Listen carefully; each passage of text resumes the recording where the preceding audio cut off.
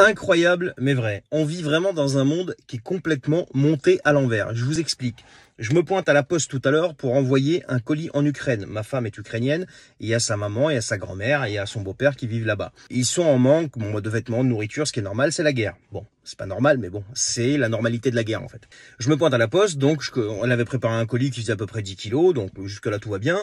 Et là, la postière me dit qu'il faut faire la déclaration douanière. Bon bah ok, on y va, on commence la déclaration douanière. Et là, il y a toute une liste de choses qui sont interdites.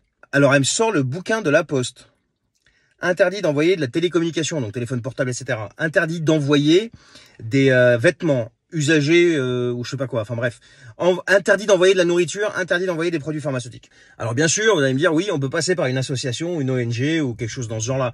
Mais ça va pas directement à la famille. Ça, c'est des organisations, en fait, c'est de l'aide humanitaire. Donc c'est en gros, et après, c'est distribué de manière équitable, etc.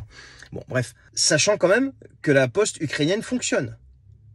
On a déjà reçu, là, il y a une semaine, un colis de là-bas. Donc, si je comprends bien, envoyer des armes, ça pose pas de problème à monsieur Zelensky, parce que c'est l'Ukraine qui interdit, c'est pas la France. Hein.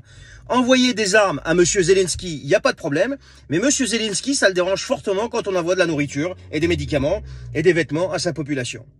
J'ai jamais encore entendu monsieur Zelensky réclamer de la nourriture et des médicaments. Je l'entends toujours réclamer des armes et réclamer aussi des interventions militaires.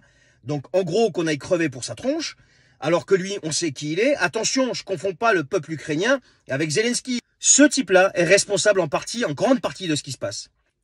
On peut en dire ce qu'on veut. Là, la réalité des choses, c'est quoi? C'est que tu peux pas envoyer à un membre de ta famille un colis avec des vêtements et de la nourriture. C'est ça la réalité. Par contre, des pays envoient des milliards et des milliards d'armes. Au lieu de réunir une conférence pour la paix et de stopper ce conflit à la con qui fait des milliers de morts. C'est ni la famille de Macron qui est en train de se faire massacrer, ni la famille de Zelensky. C'est ni la famille de Macron qui est en train de crever la dalle, et encore moins celle de Zelensky. D'accord? Donc voilà encore la réalité de cette grande supercherie, où les seuls qui payent l'addition, c'est qui? Eh bien, c'est le peuple. Ni plus, ni moins.